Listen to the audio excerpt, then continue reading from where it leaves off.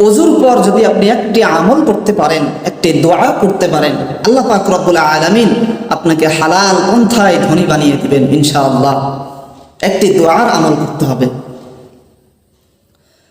রাসূলুল্লাহ সাল্লাল্লাহু আলাইহি ওয়াসাল্লাম বলেন, ও সাহাবারা, তোমরা কি জান্নাতি মানুষ দেখতে চাও নাকি? সকলেই বললেন, ইয়া রাসূলুল্লাহ, হ্যাঁ দেখতে চাই। রাসূল করিম সাল্লাল্লাহু আলাইহি ওয়াসাল্লাম বলেন, জান্নাতি মানুষ যদি তোমরা দেখতে চাও, আমার আবু বকরের দিকে তাকাও। আমার আবু বকর হলেন জান্নাতি। কিয়ামতের ময়দানে আল্লাহর জান্নাতের 8টি দরওয়াজায় থেকে তাকে ডাকা হবে।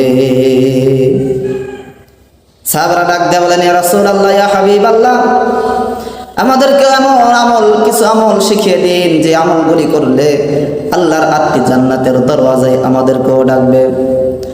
রাসূল আকরাম সাল্লাল্লাহু আলাইহি ওয়াসাল্লাম বলেন, কেউ যদি ওযুর পরে কালেমায়ে শাহাদা পাঠ করে, কিয়ামতের ময়দানে ওই ব্যক্তিকে আল্লাহর জান্নাতের 8টি দরওয়াজা থেকে ডাকা হবে। কালিমায়ে শাহাদা, আশহাদু আল্লা ইলাহা ইল্লাল্লাহু ওয়াহদাহু লা শারীকা লাহ ওয়া আশহাদু আন্না মুহাম্মাদান আবদুহু ওয়া রাসূলুহু। এই কালিমা শাহাদা যদি আমরা পড়তে পারি ওযুর পরে, তাহলে আল্লাহর 8টি জান্নাতের দরওয়াজায় আমাদেরকে ডাকবেন। মুহতারাম হাজিরিন, ওযুর পরে যে আমলটা পড়লে আল্লাহ পাক হালাল পন্থায় আমাদেরকে ধনী বানিয়ে দিবেন, সেই দোয়া হচ্ছে